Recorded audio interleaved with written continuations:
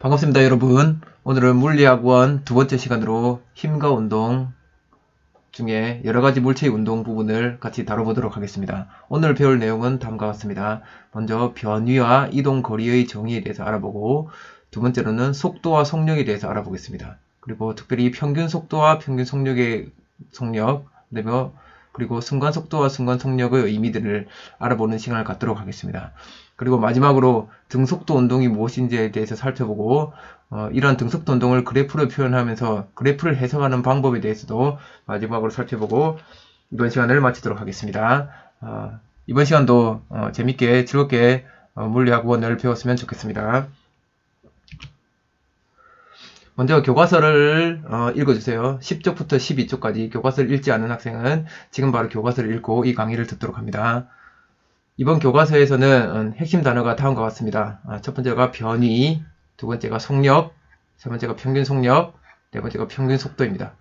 다 비슷비슷한 말 같죠? 그래서 이 의미들이 무엇인지 오늘 이 물리량들을 정확하게 기억하고 이 정의들을 잘 외워 놓을 수 있도록 해줍니다. 먼저 이번 시간에 배울 물리량들에 대해서 한번 알아보도록 하겠습니다. 이번 힘과 운동 단원의 물리량은 크게 다음과 같이 나눠집니다. 벡터량으로는 위치, 변위, 속도, 가속도, 힘, 운동량, 충격량. 여기 나오는 이 물리량들이 벡터량으로 나오는 물리량들입니다.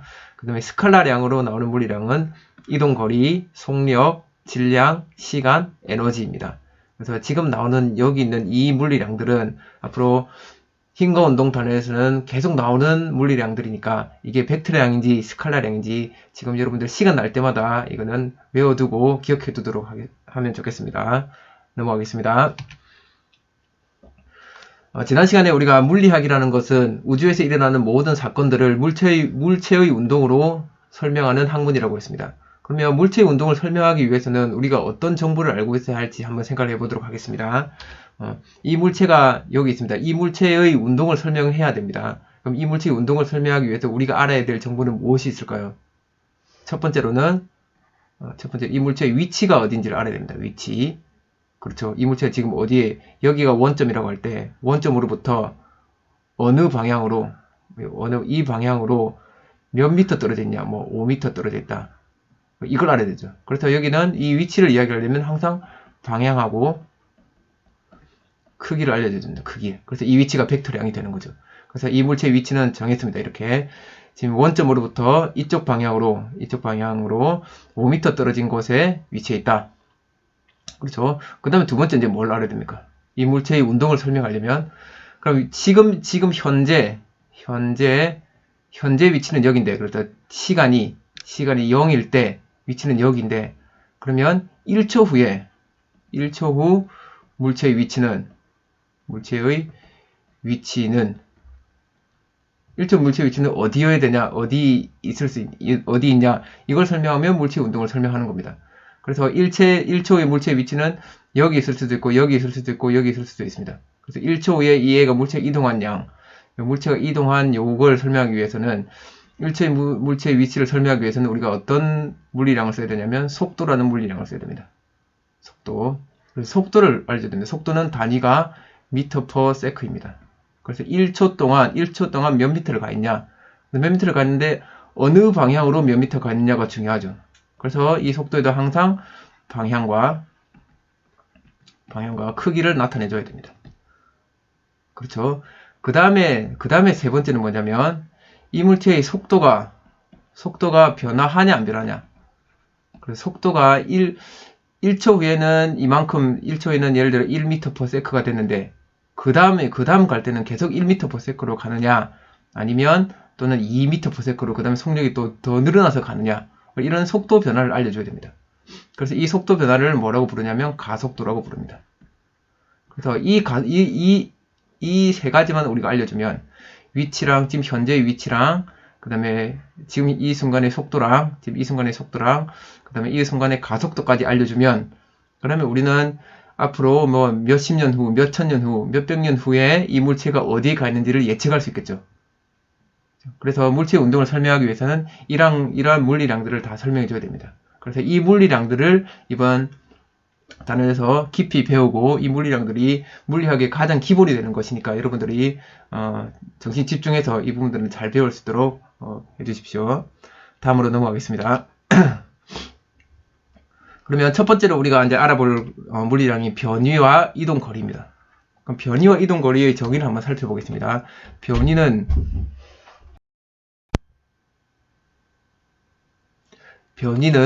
물체의 위치 변화량을 의미합니다. 위치 변화량.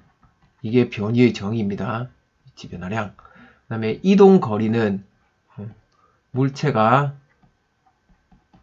이동한 총 거리를 의미합니다. 그럼 이 그림을 통해서 한번 같이 알아보도록 하겠습니다. 지금 A 위치에서 A, B, C 이 세 지점이 있다고 해봅시다. A 지점에 있던 이 물체가 첫 번째 경로는 뭐냐면 첫 번째는 A에서 B로 바로 간 경로입니다. 직선으로 A에서 B로 바로 간 경로 이 빨간색 선입니다. 두 번째 경로는 A에서 B까지 가는데 이 곡선 경로를 따라간 경우입니다. 세 번째는 이 경우입니다. A에서 C로 갔다가 C에서 다시 B로 왔습니다. 그럼 이때 변위를 한번 구해보겠습니다. 변위는 위치의 변화입니다. 변위는 1번 경로, 2번 경로, 3번 경로 모두 변위는 어떻냐? 변위는 1번 경로도 여기 위치의 변화는 여기 있던 애가 여기로 간 거죠. A에서 B로 간 거죠. 2번 경로도 마지막 위치 변화만 보면 A에서 B로 간 거죠. 3번 경로도 보면 처음 위치에서 최종 위치는 B로 간 거죠. 그래서 변위의 경우에는 1, 2, 3 경로가 모두 변위는 같습니다. 그래서 변위를 우리가 어떻게 표현할 수 있냐면 어느 방향으로 우리가 이제 물리학원에서는 주로 1차원 운동만 다룬다고 했으므로 여기를 지금 이 직선상을 운동하는 물체니까 여기서 여기를 플러스 방향으로 정해봅시다. 플러스 방향, 여기를 마이너스 방향으로 정해봅시다. 그러면 이 물체의 변위는 어떻게 되냐면 플러스 방향으로 요만큼을 5m라고 할게요. 그럼 플러스 방향으로 5m의 변위가 생겼다라고 이야기할 수 있는 거죠. 하지만 이동거리를 한번 보겠습니다. 이동거리는 지금 1번 경로 같은 경우는 여기부터 여기까지 간 거죠. 이동거리는 총 5m를 갔습니다. 1번은 5m를 갔습니다. 그렇죠. 2번은 이렇게 빙 둘러 이렇게 왔다 갔다 했으니까 여기 간 모든 요 길이를 다 더하는 겁니다. 그래서 2번은 어쨌든 요 길이가 뭐 7m다. 그러면 7m를 이동한 거죠. 이동거리가 7m인 거죠. 3번 같은 경우는 여기를 뭐 4m라고 합시다. 3번 경로 같은 경우는 처음에 5m 가서 4m, 9m 갔다가 다시 4m 들어온 거죠. 그래서 3번은 9m를 갔다가 다시 4m를 다시 돌아왔죠. 그래서 총 13m를 이동했습니다. 이렇게 보면 1, 2, 3번 모두 이동거리는 다 다르지만 여기 3번 경로가 이동거리가 제일 길지만 얘들의 변위를 살펴보니까 1, 2, 3번으로 움직였을 때 이 물체의 위치의 변화를 보니까 결국은 A에서 B로 간 거죠. 그래서 얘들의 변위는 같습니다. 이렇게 세 가지 경로를 통해서 이동하더라도 변위는 같지만 이동거리는 다른 값이 나오는 겁니다. 알겠죠? 그래서 이 변위와 이동거리의 의미가 이런 것입니다.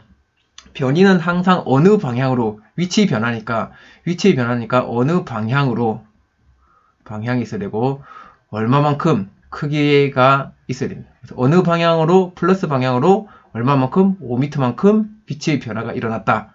그럼 플러스 방향 어디냐? 플러스 방향 내가 이 방향을 플러스 방향으로 정했죠. 그러니까 이쪽 방향으로 5m만큼 변화가 일어났다라고 설명하는 거고 이동거리는 방향이 필요가 없습니다. 총 이동한 양만 우리가 구하면 되는 거니까. 그래서 얘는 1번은 5m 이동한 거고 2번은 7m 이동한 거고 3번은 13m 이동하게 되는 것입니다. 알겠죠? 그럼 결국은 이 변이라는 거는 마지막으로 설명하겠는데 결국 이 변이라는 거는 그냥 최단거리인 거죠. 이 두 지점 사이의 최단거리, 직선거리를 의미하는 거죠. 직선거리가 이 변이의 크기가 되는 거고 그 다음에 그 방향은 우리가 플러스냐 마이너스냐를 내가 정해서 플러스 방향 마이너스 방향 이야기해주면 된다는 것입니다. 이 변이와 이동거리의 정의가 앞으로 배우게 될 속도와 속력을 정의하는 데 기본이 되는 것이기 때문입니다. 넘어가겠습니다. 그러면 다시 한번 복습해 봅시다. 여기 있는 물체가 여기 있던 사람이 배달 오니 여기까지 이제 배달을 간다고 생각해 봅시다. 그래서 요렇게 여기서 배달을 하는데 일단 한번 어떤 사람은 드론을 이용해서 바로 배달하고 어떤 사람은 오토바이를 타고 배달한다고 합시다. 오토바이를 타고 이렇게 갔습니다. 여기까지 딱 갔습니다. 그럼 드론으로 바로 가는 경우가 있습니다. 그럼 드론으로 가는 경우 1번, 오토바이를 타고 가는 경우가 2번. 그럼 1번과 2번의 변이는 어떻습니까? 1번과 2번의 변이는 같습니다. 변이는 같다. 그쵸? 결국은 이 위치에서 이 위치로 이동한 거죠. 하지만 이동 거리는 드론이 오토바이보다 당연히 작겠죠. 그러니까 오토바이가 훨씬 더 많이 이동했죠. 많이 이동했지만 변이는 같다. 이 관계를 여러분들 잘 이해해 두고 있기 바랍니다. 다음으로 넘어가겠습니다. 이제 두 번째로는 여기 있는 속도와 속력의 의미를 한번 알아보도록 하겠습니다. 속도와 속력의 정의는 아까 앞에서 했던 변이와 이동 거리로 정의를 내립니다. 그래서 속도의 경우에는 한번 써볼게요. 속도는 정의가 뭐냐면 걸린 시간분의 변위를 의미합니다. 변위, 위치의 변화. 속력은 걸린 시간분의 이동 거리를 의미합니다. 그래서 속도를 구하라 그러면 걸린 시간분의 변위를 이야기하면 되고, 속력을 구하라 그러면 걸린 시간분의 이동 거리를 구하면 됩니다. 그럼 변이나 이동 거리나 다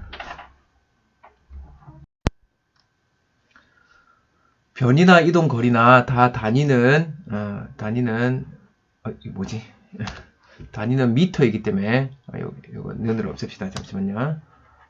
요걸 없애고 변이나 이동 거리나 다 다니는 미터이기 때문에 미터를 지금 걸린 시간에 다니는 초죠. 초로 나눈 게 이 속도와 속력의 단위가 되겠습니다. 그래서 미터 퍼 세크가 속도와 속력의 단위입니다. 그래서 요 미터 퍼 세크라는 의미는 이 세크는 1을 생략된 거죠. 1. 그러니까 1초 동안 몇 미터를 가 있냐. 여기도 역시 1초 동안 몇 미터 가 있냐 라는 것이고, 속도는 반드시 변이이기 때문에 변이는 방향과 크기가 같이 나타낸 값이죠. 그래서 속도 역시 1초 동안에 어느 방향으로 몇 미터를 갔냐 해서 속도 역시 방향과 크기가 나타나는 값이 되는 거예요. 그런 벡터량이 되는 것입니다. 이걸 이제 우리가 기호로 한번 나타내 봅시다. 기호는 속도는 v로 쓰고, v는 시간은 t, 그 다음에 변이는 델타 s로 씁니다. 델타 s. 여기도 시간도 델타 t로 씁니다. 이 값은 여기 쓰는 거는 이거는 델타라고, 삼각형 이렇게 직각삼각형처럼 이렇게 쓰고, 이걸 때는 델타라고 있습니다. 델타. 그리스 문자입니다. 델타. 이 델타의 의미는 뭐냐면 변화량이라는 뜻입니다. 변화량. 그래서 항상 뭔가 변화의 의미를 줄 때는 이 델타라는 걸 쓰게 되겠습니다.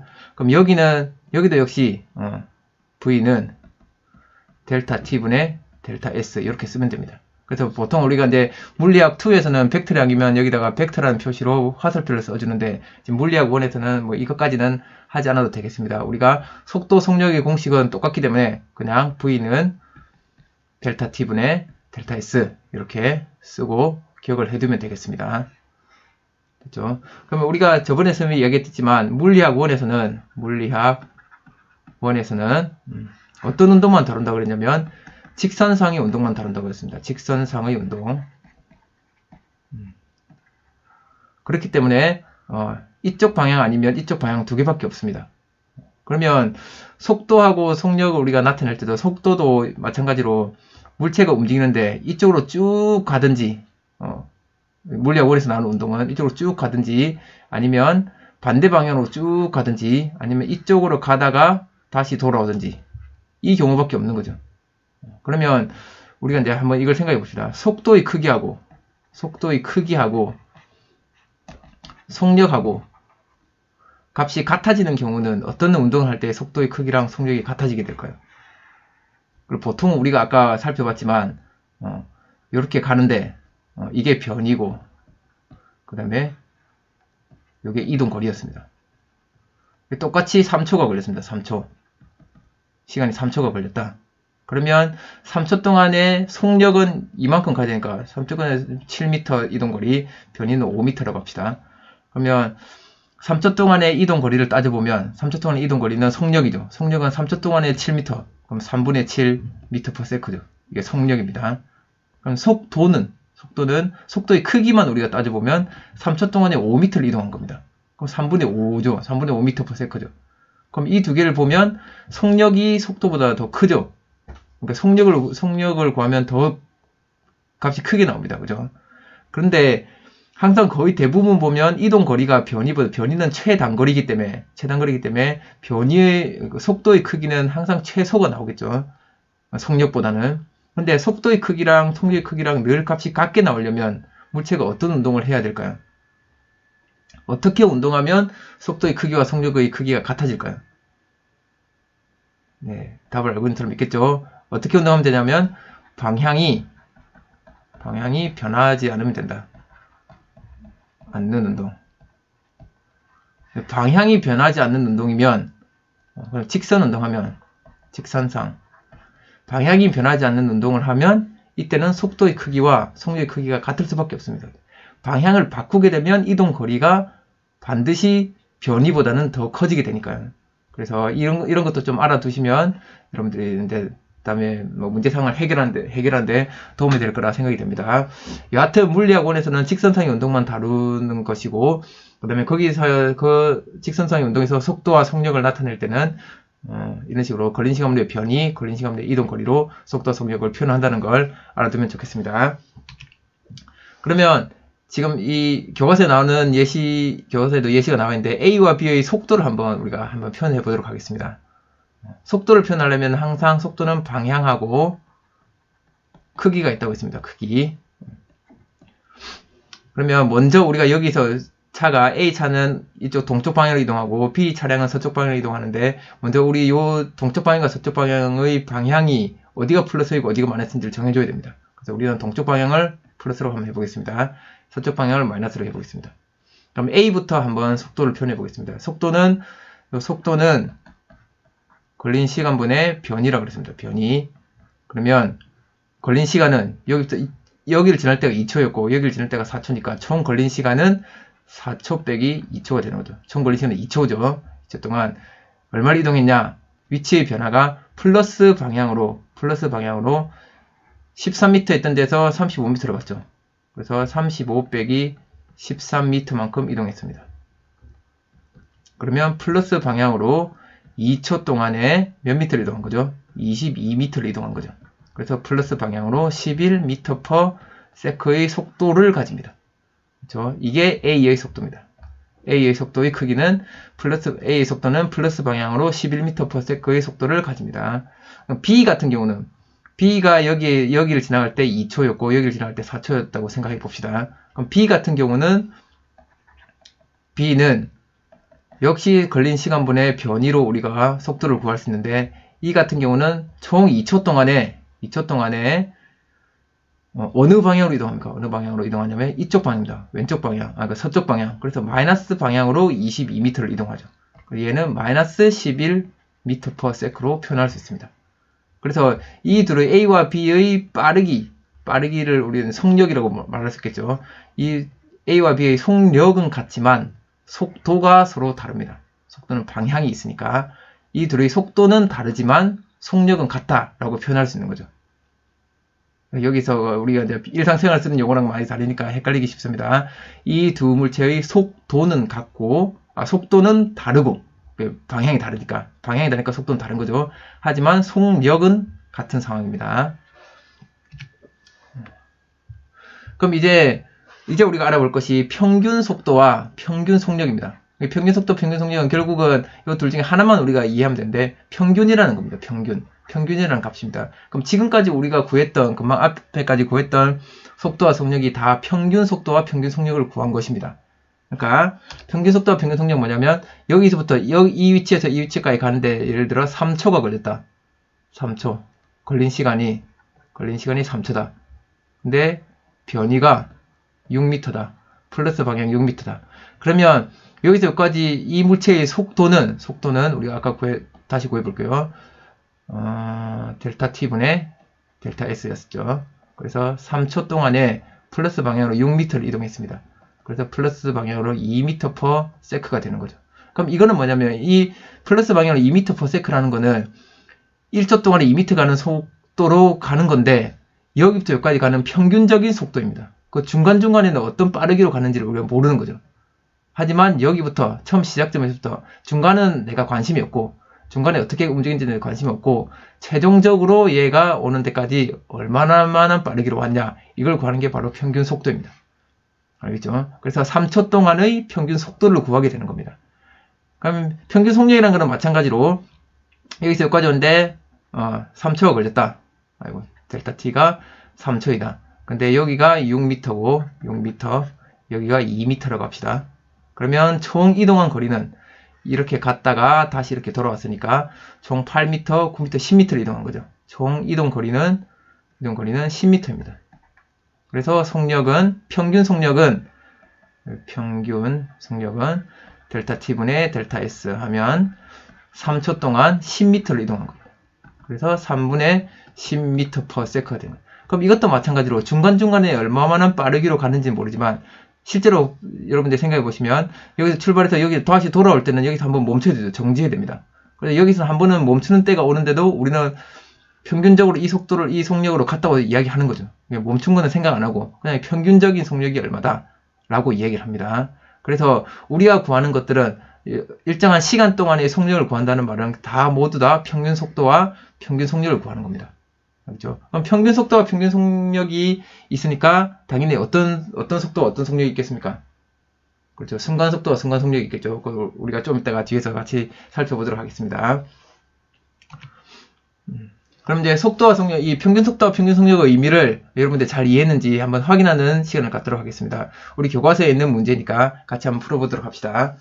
민수가 집에서 출발하여 동쪽으로 10m/s의 일정한 속력으로 갔습니다. 민수가 동쪽으로 10m/s의 일정한 속력으로 갔습니다. 그럼 이걸 이제 속도로 표현하면 우리가 동쪽을 플러스로 해볼게요. 동쪽을 플러스, 서쪽을 마이너스로 표현하면 민수의 속도는 플러스 10m/s다 라고 얘기할 수 있겠죠. 그래서 이 속력으로 3분 동안 갔습니다. 3분. 3분이면 몇 초입니까?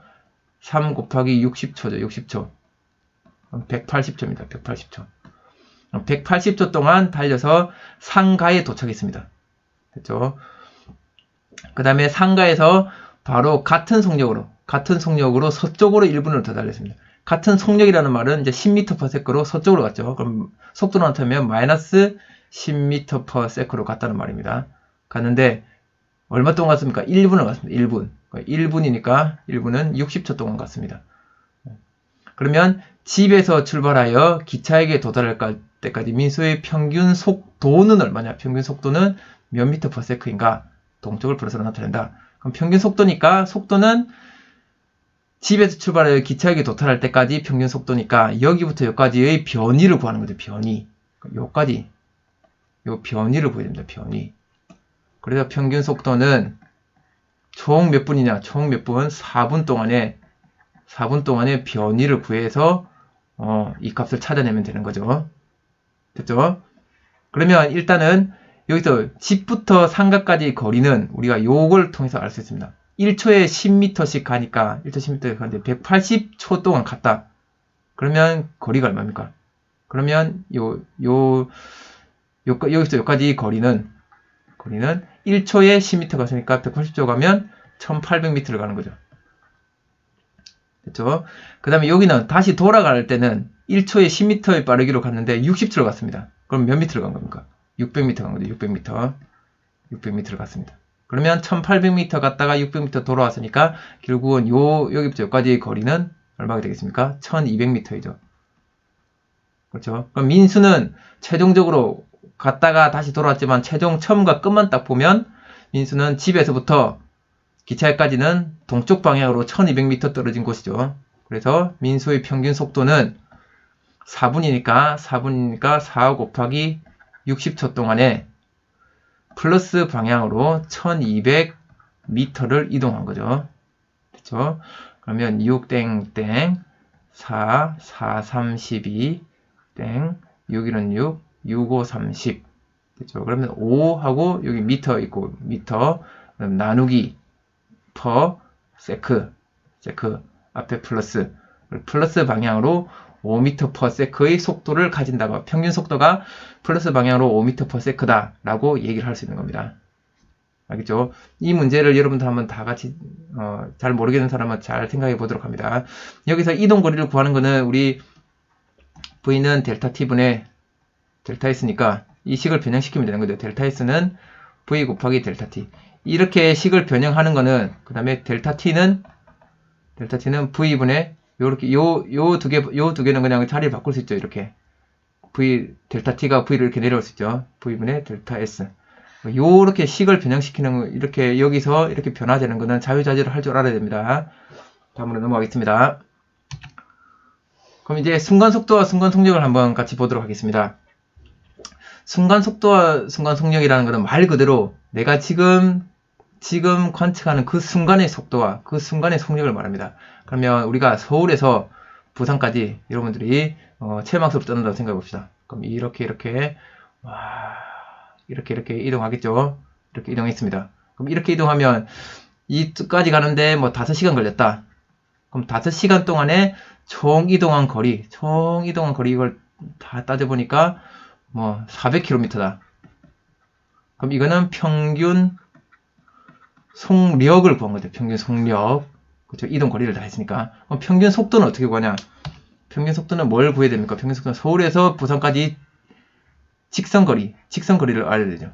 그리고 평균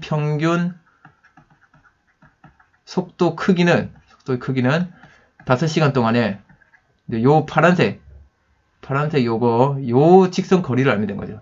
이게 직선거리를 따져보니까 400보다 작게 한 350km 된다. 그럼 이거는 350km 이렇게 쓰면 되죠. 이게 평균 속도의 크기를 구합니다. 그러면 중간중간에 가다가 휴게소 한번 쉬기도 하고 또 가다가 과속을 한번 하기도 하고 막 했죠. 그럼 그 중간중간에 있는 그 순간순간의 속도와 속력은 우리가 여기서 구할 수가 없는 겁니다. 그죠? 그럼 그 순간순간의 속도와 속력을 어떻게 구할 수 있습니까? 버스의 계기판, 속도 계기판을 보면 알 수 있는 거죠. 그럼 이때 지금 우리가 버스 속도 계기판을 봤을 때 여기가 지금 110km/h다. 시속 110km다.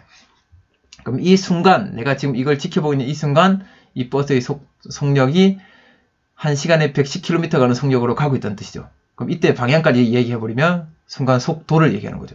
그럼 순간 속도와 순간 속력을 어떻게 구하는 거냐? 아까 속도와 속력을 구하는 공식이 똑같았으니까 델타 T분의 델타 S인데 순간이니까 이 델타라는 값, 델타 T라는 이 시간 간격이 우리는 아까는 1초, 뭐 2초, 3초 이런 거였죠. 근데 여기는 0.00000000001초.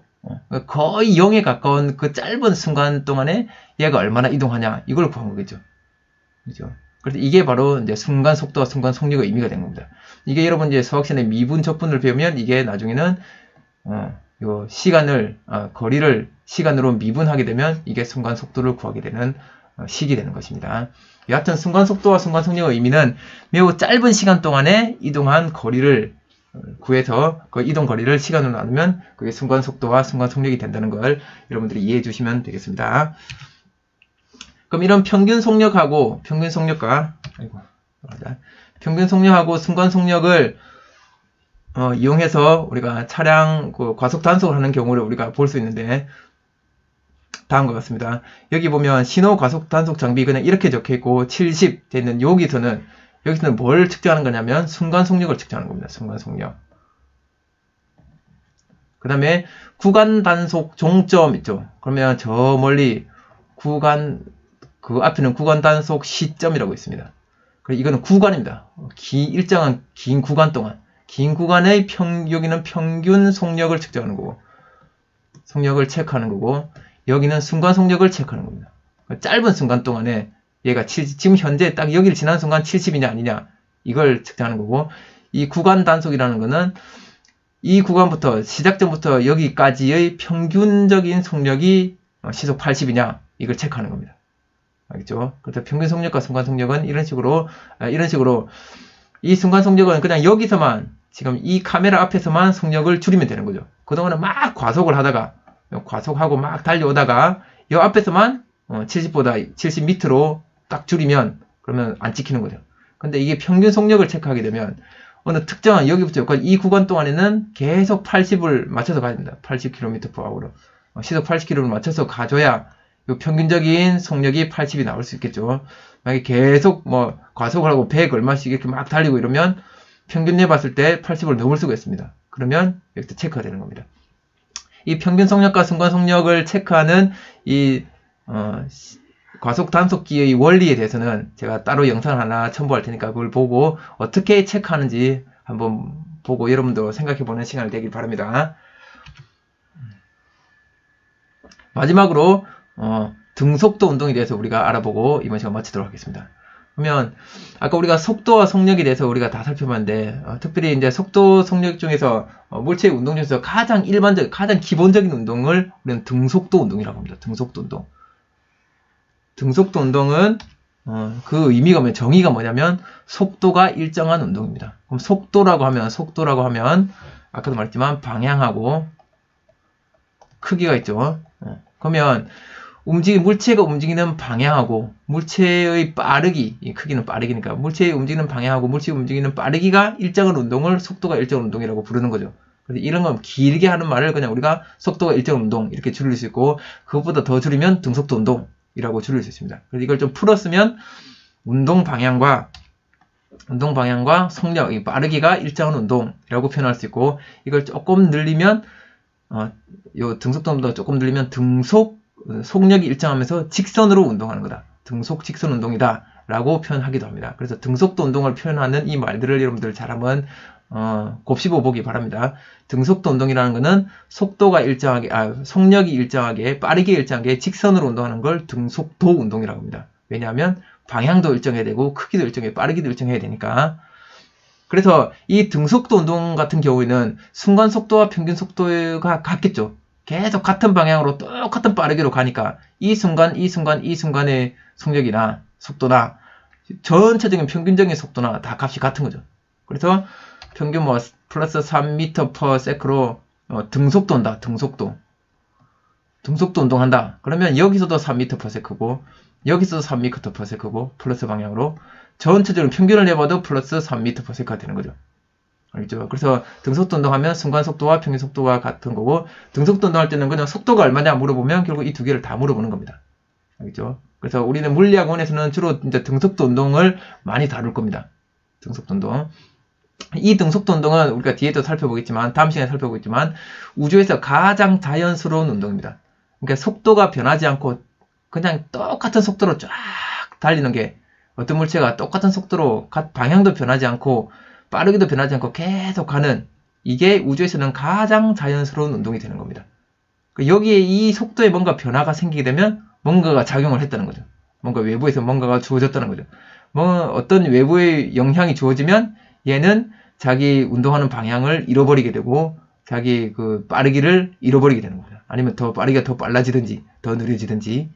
알겠죠? 그래서 우주에서 가장 자연스러운 운동은 등속도 운동, 아무 변화가 없는 운동. 이게 가장 자연스러운 운동이다. 이것도 좀 기억해두고 갔으면 좋겠습니다. 그럼 이 등속도 운동을 그래프로 한번 표현해보는 시간을 갖도록 하겠습니다. 그래프로 표현해보겠습니다. 그래프로 표현할 때는 여러분들이 이제 물리학원에서는 이 등속도 운동을 그래프로 표현하는 걸 잘 할 줄 알아야 됩니다. 이 그래프를 해석을 잘 할 줄 알아야 됩니다. 그래서 이거는 뒤에도 같이 한번 선생님과 같이 살펴보도록 하겠습니다. 그래서 그래프로 나타낼 때는 대표적으로 이 두 가지로 나타납니다. 위치 시간 그래프랑 속도 시간 그래프입니다. 이거는 이제 위치 시간 한다는 말은 요 위치는 이제 세로축, 이 y축을 위치를 S로 표현할게요. 그다음 시간은 t로 표현하겠습니다. t. 위치 시간 그래프. 속도 시간은 이 속도는 v. 속도 시간 그래프입니다. 그러면 등속도 운동이니까 예를 들어 1m/s라고 해봅시다. 플러스 방향으로. 플러스 방향 1m/s다 그러면 플러스 방향으로 1초 동안에 1m씩 간다는 거죠. 그러면 1초 지났을 때 위치는 처음에 0에 있던 애가 1초 지났을 때 위치는 플러스 방향, 이쪽이 플러스 방향이죠. 여기는 마이너스 방향이고 플러스 방향으로 1m 가 있겠죠. 그럼 2초 됐을 때는 어디가 있을까요? 2초 됐을 때는 여기서 또 1m 더 가 있겠죠. 2m 가 있습니다. 3초 됐을 때는 그럼 여기서 또 1m 더 가 있겠죠. 3m 가 있겠죠. 그래서 등속도 운동의 경우에는 위치 시간 그래프를 그려보면 이렇게 직선 그래프가 나옵니다. 그 다음에 속도 시간 그래프를 그려보면 1m/s로 플러스 1m/s로 일정하게 속도로 가야 되니까 1초일 때도 속도는 플러스 1m/s고 2초일 때도 속도는 플러스 1m/s고 3초일 때도 4초일 때도 그렇죠. 그래서 속도하고 시간 그래프에서는 등속도 운동 그래프가 이렇게 직선 그래프가 나오겠죠. 됐죠? 여기까지 됐습니다. 그러면 만약에 그럼 이 경우에 이걸 한번 살펴봅시다. 이 경우에 이 그래프의 기울기를 한번 그려볼게요. 기울기. 우리 수학 시간의 기울기는 x 증가량분의 y 증가량이었습니다. 그렇죠? 이거는 모르는 사람은 좀 알아둬야 됩니다. 그럼 여기서의 x 증가량은 뭡니까? 시간의 변화죠. 그래서 시간의 변화. 여기서 y 증가량은 위치의 변화죠. 위치의 변화. 델타 S입니다. 델타 T분의 델타 S는 뭐죠? 이게 바로 속도입니다. 속도. 그래서 이 기울기가 바로 속도를 의미합니다. 속도. 그래서 위치 시간 그래프에서는 요 기울기가 속도와 같다는 요 사실을 반드시 기억해 둬야 됩니다. 그렇죠? 그럼 이제 여기 속도 시간 그래프에서는 이 면적을 한번 살펴보자. 면적. 그럼 이 면적은 가로 곱하기 세로죠. 가로 곱하기 세로. 사각형이니까. 그럼 가로는 델타 t입니다. 델타 t. 세로는 속도입니다. 그럼 시간 곱하기 속도는 변이죠. 변이. 그렇죠? v는 델타 t분의 델타 s에서 요 델타 s는 요 두 개를 곱하면 되죠. 그래서 v에다가 델타 t를 곱하면 델타 s가 나옵니다. 그래서 이 면적이라는 거는 바로 변이를 의미합니다. 그래서 속도 시간 그래프에서는 면적이 변이가 된다. 요 사실을 반드시 기억을 해둬야 됩니다. 위치 시간 그래프에서는 기울기가 속도이고 속도 시간 그래프에서는 면적이 변이에 해당된다는 요 내용을 여러분들은 반드시 기억해야 됩니다. 이게 앞으로 우리가 그래프를 해석하고 물체 운동을 분석할 때 가장 많이 활용되는 내용입니다. 그럼 여기 선생님이 지금 파란색으로 그려놓은 그래프들은 어떻게 운동하는 걸까요? 파란색으로 그려놓은 그래프들은 여기서 얘랑 지금 기울기가 같죠? 얘는 이제 기울기가 같은데 뭐가 다르면 기울기의 부호가 다릅니다. 그죠? 얘는 플러스 1이라면 얘는 마이너스 1이죠. 이렇게 마이너스 1이라는 말은 이 기울기가 속도라고 그랬으니까 얘는 반대 방향으로 얘랑 반대 방향으로 1m/s로 움직인다는 뜻이겠죠. 그래서 이 그래프의 기울기를 보면 기울기가 속도라고 했으니까 기울기의 부호를 비교해 보면 이 물체가 서로 같은 방향으로 움직이는지 반대 방향으로 움직이는지 우리가 알 수가 있습니다. 됐죠? 그 다음에 여기 속도 그래프에서도 이거는 플러스 1m/s고 여기는 마이너스 1m/s를 그린 거니까 여기는 위쪽이 플러스고 아래쪽이 그래프에서 마이너스니까 그렇죠? 그럼 얘랑 얘는 빠르기는 똑같은데 얘는 서로 반대 방향으로 가고 있는 거죠. 얘는 지금 이 플러스 방향으로 가고 이 빨간 애는 플러스 방향으로 가고 있고 파란색에는 마이너스 방향으로 움직이고 서로 멀어지고 있는 중인 거죠. 여기도 서로 점점 멀어지고 있죠. 이렇게 사이가 점점 멀어지고 있죠.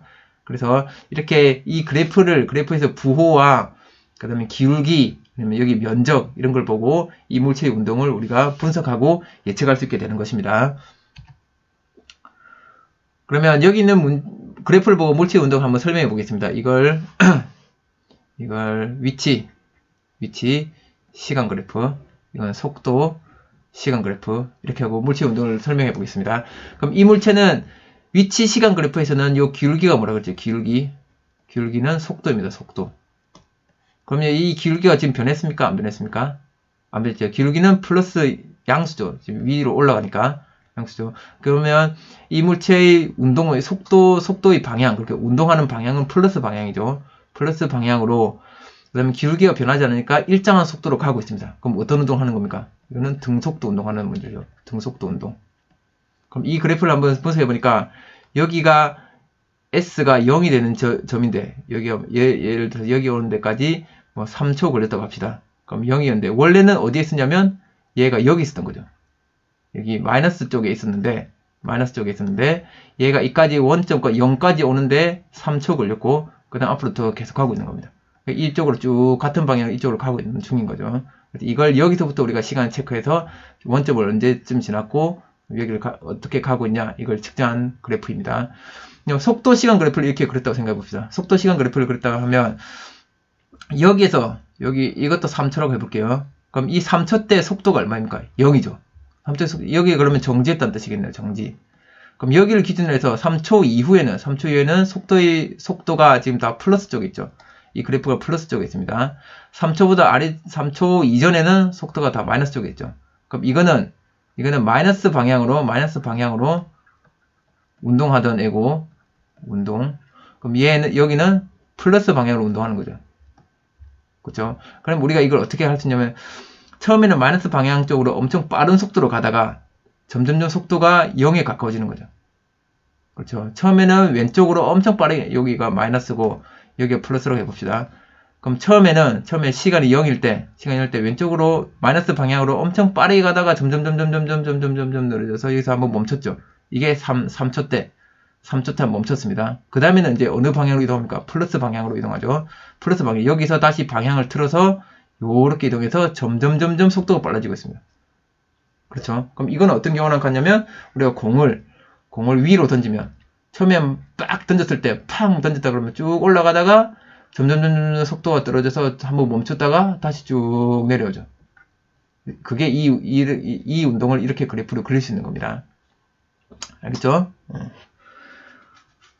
그럼 이때 요 넓이는, 이 면적이 의미하는 건 뭐겠습니까? 이 면적은 지금 왼쪽으로 이 마이너스 쪽으로 간 거리가 되죠. 변이가 되죠. 변이. 마이너스 방향으로 변이가 되는 거고, 이 면적은 여기서 다시 오른쪽으로 간 변이가 되는 거죠. 변이. 그렇죠? 이 그래프의 면적이 변이를 의미한다는 거 좀 알아두면 좋겠습니다. 오늘 수업 내용을 정리해 보겠습니다. 첫 번째 우리가 했던 내용이 변이와 이동 거리였습니다. 그렇죠? 그 변이는 위치의 변화를 행했고, 이동 거리는 총 이동한 거리를 의미하는 거였습니다.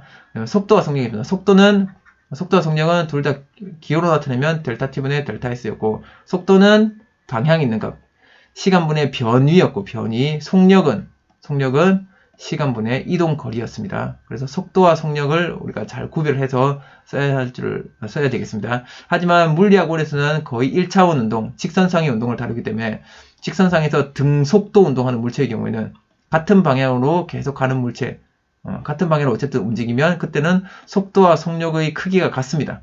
속도의 크기와 속력의 크기가 같습니다. 방향을 바꾸게 되면 그때는 속도의 크기와 속력이 달라질 수 있지만, 같은 방향으로 계속 운동하는 물체의 경우에는 속도의 크기와 속력이 같게 나옵니다. 그래서 우리는 보통은 이런 경우를 물리학원에서 많이 다루니까, 특별히 이걸 지금 물리학원에서 많이 구별하는 경우가 많이 없으니 그렇게 알면 좋겠습니다.